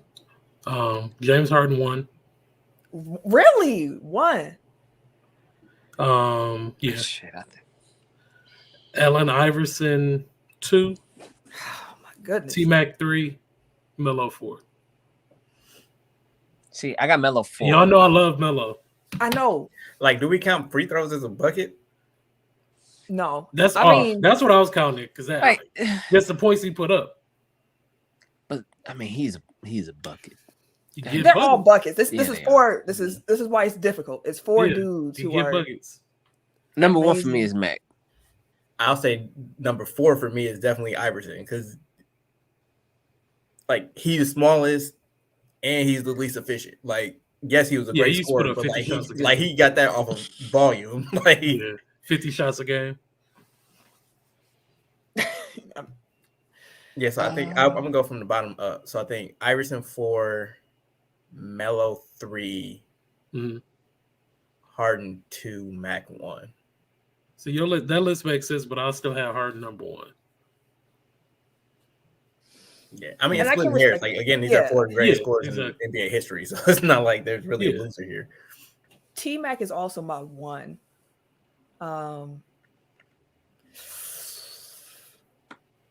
It's between James and Melo for that 2 spot, because the way that Melo got his butt, like Melo was like he's a mid-range assassin. Like you can just put him anywhere and he's just gonna find a way to get a bucket there. In his peak. James Harden, though, he was more athletic than he looked. I'm gonna just go my gut. T-Mac 1, Melo 2, Harden 3, Iverson 4. Actually, you know what? I'm gonna put Ivo 3 and I'm gonna put Harden 4. Okay. I'm gonna put Ivo 3. I got Melo 4, Iverson 3, Harden 2, and Mac 1. You can tell we grew up during a certain era. So the last thing that we have here on the docket for the topic discussion, WWE Day 1 pay-per-view took place. It did. And wasn't bad, actually. Hey, only thing I wanted to talk about was the fact that Roman Reigns got COVID. Which sending him the best wishes. The Uso said that he is doing all right, which is good news. So since he was unable to compete at the event, and he was supposed to fight Brock Lesnar for the title, they just added Brock Lesnar to the WWE Championship match, which was already a fatal 4-way, which made it into a fatal 5-way, I guess. That's stupid as shit. With Brock Lesnar, Big E, Bobby Lashley, Seth Rollins, and Kevin Owens. Brock Lesnar walked out of that event as the champion. That's disrespectful. What makes it even more just kind of like, dang, is the fact that it appears that Big E was scheduled to retain his title. But once Brock came into the picture, things changed, and now Brock is champion and fighting Bobby Lashley at Royal Rumble. But that's a dream match, though. That's been a dream match for a lot of people for a long time. Keep me out of that. They've never had a match. That was the very first time they'd seen each other at day one. Bobby Lashley is literally one of the few wrestlers on the planet that is believable to be actually beat Brock Lesnar. Bro, Bobby Lashley, two meaty ass niggas, bro. You said what? What'd you say? Two meaty men, bro. Just beat the hell out of each other. Hey, they talk put about two on meats. On Sunday. That's what that is. I don't know if you've seen the match or not, but the match actually wasn't that bad. Like, well, they Tim, put on the show. I hear you, Tim. I hear you for real. But at the same time, if it is a dream match, you don't have to have the title for that to be a dream match. Like, if people just want to see them fight each other, like the title don't mean shit at that point. Like, it's just true. But then you don't know. Isn't Brock Lesnar part time though? Of course. He is a part timer technically, yes. But at the same time, you don't know how long like that, though, when it took so long for him to get. You don't know the side effects of what's gonna happen when he come back. Like, it's a lot of shit that you don't want to play. Like, yeah, it's not even on Roman. This is WWE's decision. Right. Yeah, it's the Big E part that I'm. Yeah, true, but it's more so like a pivot. Sense. Like, hey, this was supposed to happen. We ain't had this happen because I think it was supposed to be the end of the Roman Brock storyline on day one. Anyways, they were supposed to end that. But yeah, because their dream was figuring out how to get The Rock to come to WrestleMania so they could end the tribal chief thing. Fight we're not end it, but end that him claiming, have him fight The Rock and then have Bobby Lashley fight Brock at WrestleMania. But now we're getting Bobby and Brock at Royal Rumble, and supposedly we're going to get Roman and Brock at WrestleMania. That's the rumor. Who the fuck was it? Never. Two champions, maybe unified. I don't know. I'm hoping that's speaking of the Royal Rumble though. Like, y'all want to do the pool again? Yeah, I'm with it. All right, definitely down. We'll have the details ready for y'all next week because I think Royal Rumble is end of this month. End of month. Yep. Hub Arkish needs to be the blow the whistle for not voting for Rodgers. Voting for Aaron Rodgers, calling him a bad guy and the biggest jerk in the league. Hey man, Mark, ain't no problem. I wouldn't call him a bad guy myself, or maybe even the biggest jerk, but that's how Hub feels. Yeah. But I will say it is unfair to withdraw, not vote for your MVP because of your own personal feelings. Like that's kind of trash. But I can understand. But let's get into the actual blow the whistle segment. We can just roll right on into that. Because Eric got 3 of them. Dang. I see that. I was like, God damn. I got one myself. I'll clean up. I don't think we got Dude. So y'all want to do it live? Go ahead. Oh, the blow the whistle. That's Tim, ain't it? All right, that's enough. All right, that's enough out of you. Tee his ass up. Tee his ass up. Yeah, feed him his lines and shit. All right, so yeah, I do have 3, but I'm gonna try to get through them really quickly. First is Mrs. Cody Rhodes. All right. The promo started playing in my head as I was taking a sip. Continue on. Trash. Yeah. Brandy Rhodes. I don't so I'm gonna play it. I can't even set it up. Trash. Oh, so you're a black belt? Well, I'm a black bitch. Let's go. How you a black woman that speaks with a black see that shit? And I'm a what the fuck? Cody, you approve this, nigga? Fuck he gonna say to her? She's a black You're bitch. my black bitch. He better not ever. He better not. Hell no, bro. No matter what y'all think about Dusty, you better not. You better not. Hell, he gonna say to her. Stay out of So black this women is on business, the heels of her like coming out like, oh no, you didn't, you little bitch, blah blah blah. Like every time, like I don't. She do Nobody talks like that. Like you. She does that every time she has a promo. Like when she has a heated promo, she that's the switch she flips. It's not cute. At least she ain't Candace Owens. Huh? I said at least she ain't Candace Owens. I mean, she kind of giving me damn near. Shit. Kind of giving me vibes. Yeah, that's why I said that. Like I'm, because the vibes are similar. trying to just get her away from that. Because like why you got to be the angry black woman? Like why you got to play that every time you when do that's not you? Like clearly, yeah, exactly. You do a promo against somebody. You out here rubbernecking and shit. You know, like come on, dude. When keeping it real goes wrong, trying to be real goes wrong. Exactly.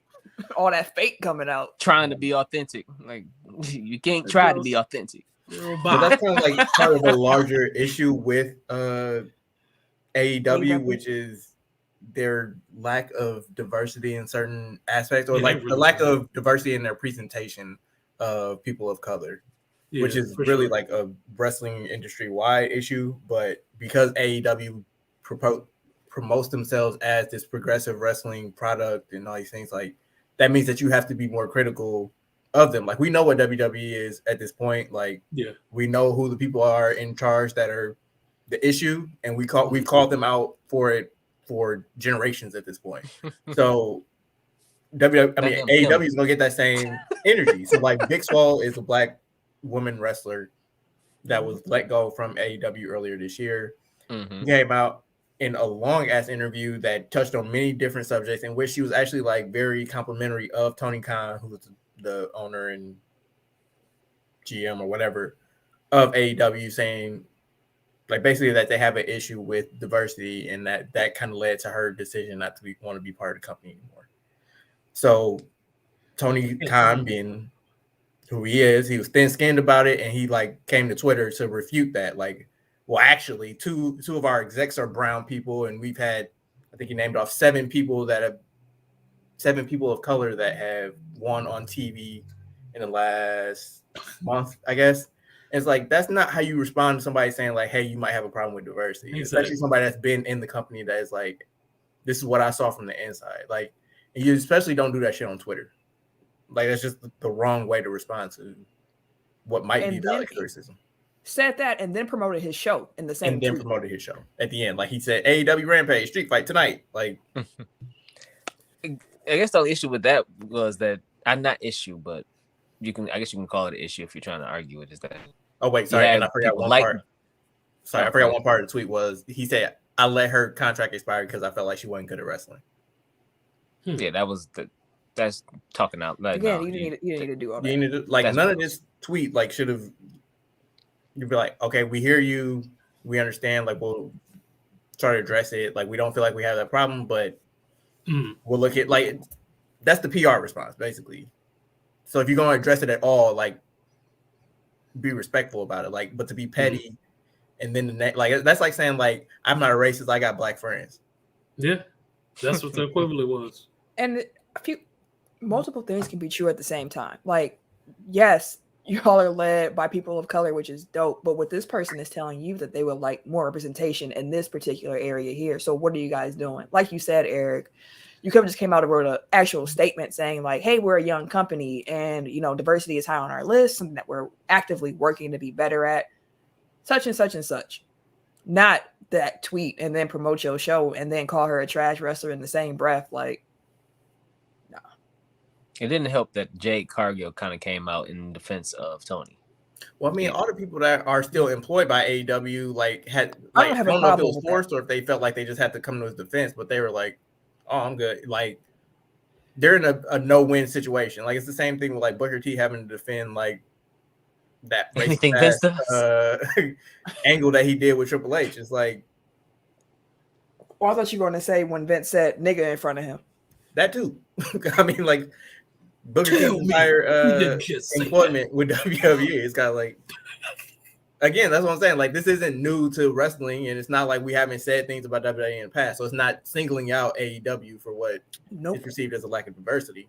Mm-hmm. But you gonna also get this criticism because you got Brandy out here doing "I'm a black bitch" promos. Like, clearly, like, y'all don't have enough black people in positions of power because, like, we could, if you did, like, they would be able to tell you, like, that ain't the move. That ain't it, bro. That ain't it, boss. Are you gonna say this?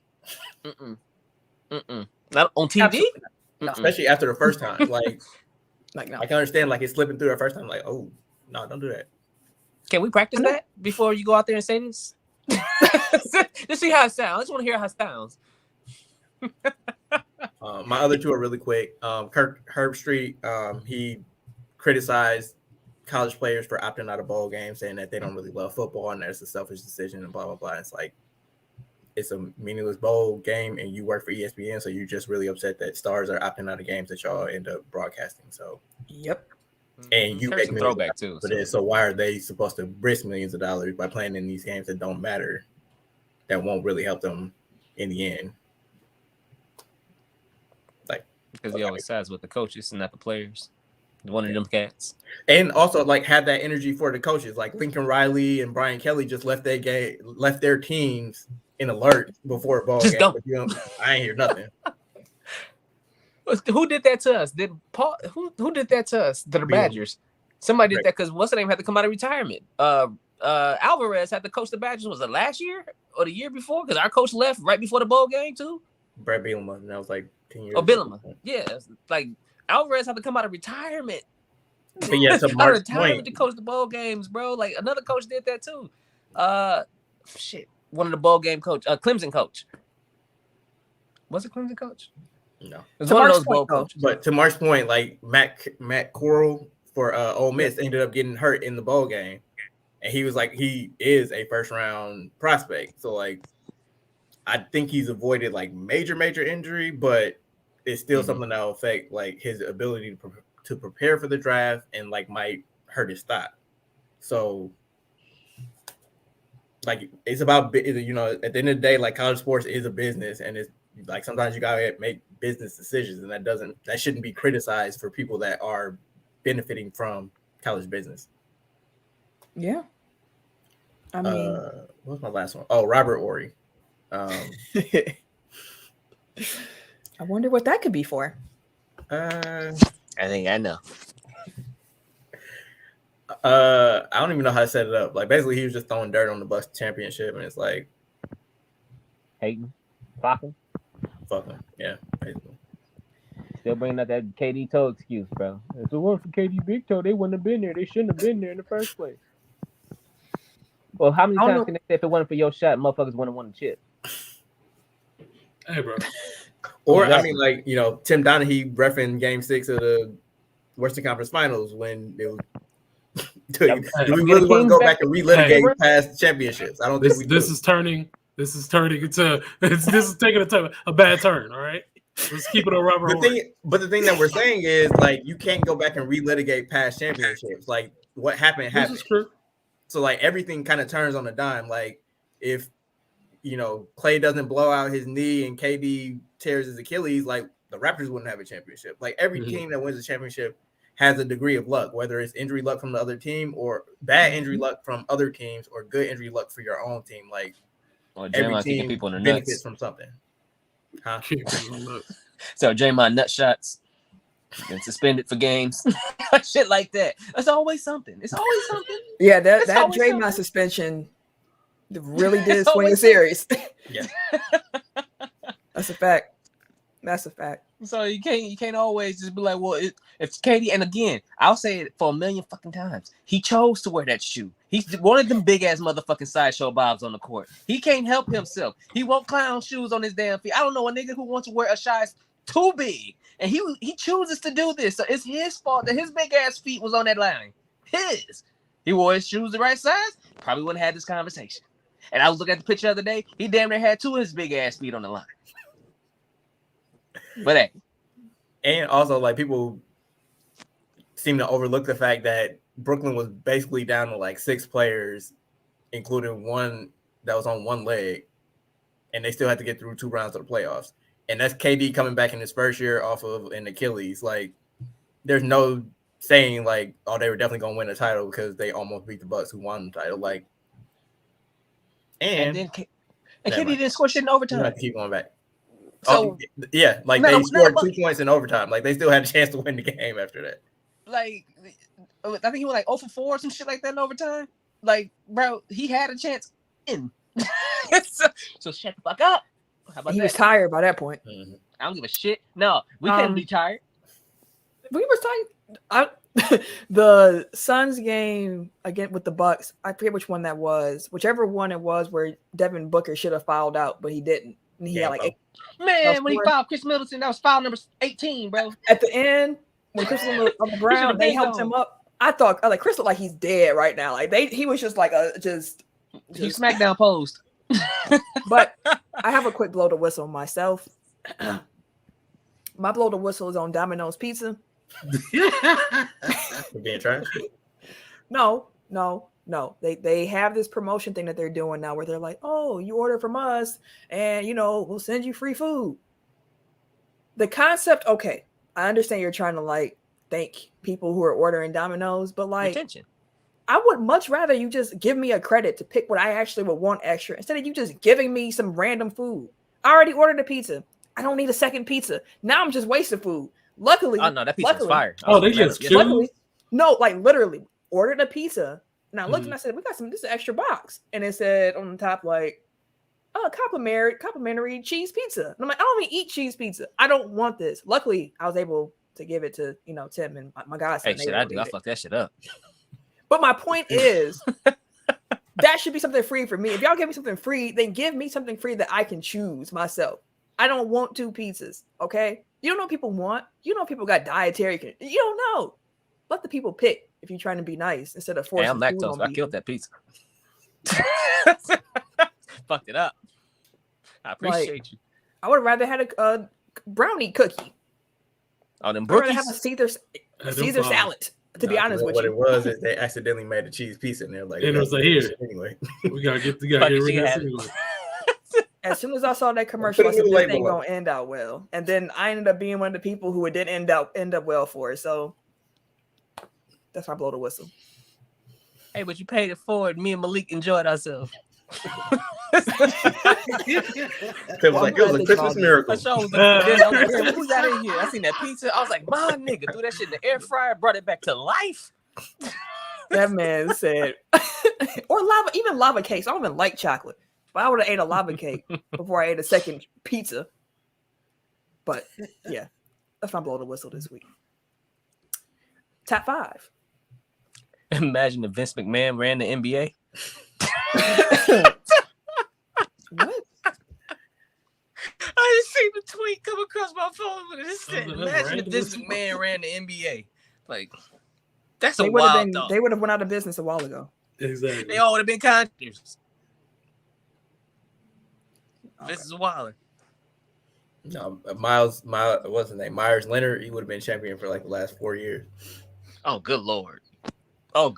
He'd have been face of the damn French. Man, he'd have become the logo MVP in perpetuity. Like, Larry Bird would still be hooping.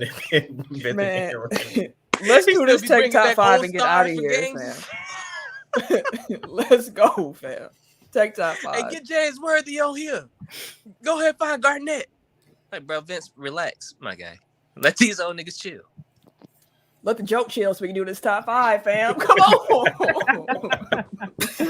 Hey. Tim out here trying to get his shit off. Right. What you mean trying? Come on, man. Try, nigga. You heard me. Leave the jokes to me, nigga. What's wrong with you? Hey, I listened to last week's show, bro. I love you. I'm gonna say that. Oh, your face got serious now. All right, my bad.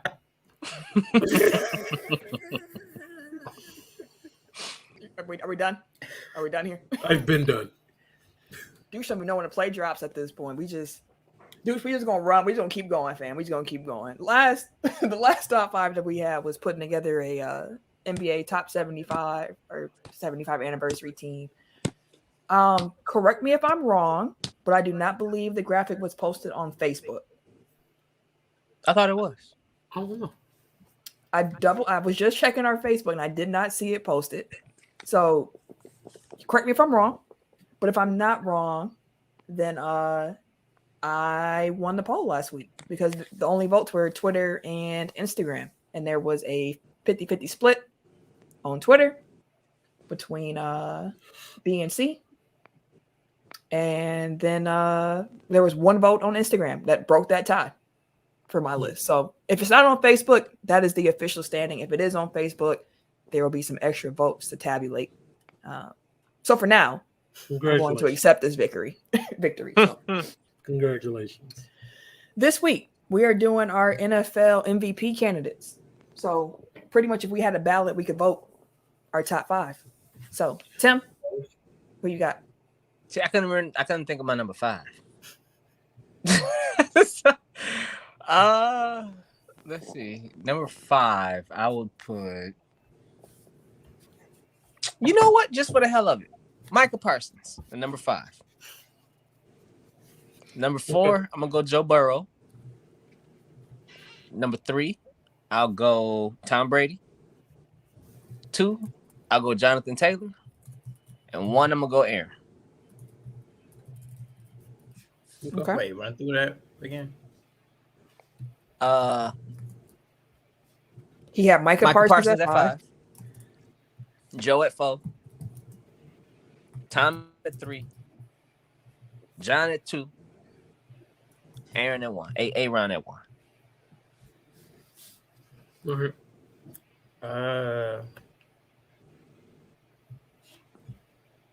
Nah, fuck it, I don't care. 5, I'll go Cooper Kupp. Yeah, man, cool. Definitely. Man, trying to get 2K receiving. Well, if he gets 2K receiving yards, I got Cooper Kupp at 5. Mm-hmm. 4, I'm gonna go with Joe from the Burrow. Joe. 3, Jonathan Taylor. 2, Thomas Brady. 1, the anti-vaxxer. Yeah, Mr. Toe. COVID toe. Oh, big COVID toe. Eric, our lists are pretty similar, so I'm just going to flip 1 so that it's at least different. The 5 and 4 spot, it is what it is. Like, hey. So 5, I'm gonna go ahead and go with Joe Burrow. 4, I'm gonna go with Cooper Kupp. 3, I'm gonna go with Jonathan Taylor. 2, Tom Brady, and 1, Aaron Rodgers. Okay. So my list damn near the same, but I'm gonna switch it up too. I gotta back up. So at 5, I'm actually gonna go Josh Allen. 4, Cooper Kupp. Hey, I had to switch it. 4, Cooper Kupp. 3, Jonathan Taylor. 2, Tom Brady. 1, Aaron Rodgers. And there you have it. The 4 of us think that Aaron Rodgers is going to be a 4-time MVP. For sure. And honestly, a couple weeks ago, I said like whoever gets the 1 seed is probably going to end up winning it. So yeah. And honestly, him saying Josh Allen isn't that much of a stretch. It's not. He's in the MVP odds as well. Like that's actually not as big of a stretch as Micah Parsons being number 5. Cheat. I'm just telling you that based on odds, and they don't give defensive players no love like that, bro. Because Micah Parsons should definitely be in that conversation, especially where the Dallas Cowboys are sitting at, especially because most of that defense runs through him and Diggs. And he's the one that's initiating a lot of that shit for Diggs to get them picks. Like we need to have a conversation about not Stephon Diggs, his brother, Trayvon Diggs. Like I told y'all to deal with Trayvon. Like the only reason that he's a ball hawk. He's not a great cover corner. But he is not a good corner. Yeah. Mm-hmm. And like I said, a lot of that shit is because Parsons done got pressure on the motherfucker. He's sweating the nigga, he chasing the motherfucker, whatever the case may be. A lot of that shit, he's initiating a lot of those turnovers. I hear you on Parsons, but he's not even having a better season than Myles Garrett if you wanted to give it to somebody defensively. We talking about TJ Watt too, probably up there. Like, Myles Garrett got more tackles, sacks, picks, bump. That's what I'm saying. Like, if I was going to put a defensive player into the MVP conversation, like, I would bring up Myles Garrett before I brought up Micah Parsons. Is what I'm saying. That's each their own. I hear you. Them stats talk. The stats talk. See, if you're only talking about, that's just for sure. I mean, the narrative along with it, the winning team, for sure. But just the player itself and what they were able to do, like Myles Garrett was able to help keep the Browns afloat with some terrible stuff going on the other side of that ball. But that's the show this week. Let us know whose list that you would vote for, and let us know who you think will be MVP this year. If you want to follow me on social media, you can catch me. Wait a minute. On the Twitter and the Instagram at Camille Monet, CAMILLEMONAE, because your mom is fancy. Thank you, sir. That's your world champion Milwaukee Bucks burner on Twitter. That's all you get. Everyday_gentleman on Instagram, K Harris 216 on Twitter and Snapchat. And it's your boy, TIMKINZ, the number 3, aka Catch Him, aka Mr. Give It To Me. Good night, y'all. It's been fun. Bye, y'all.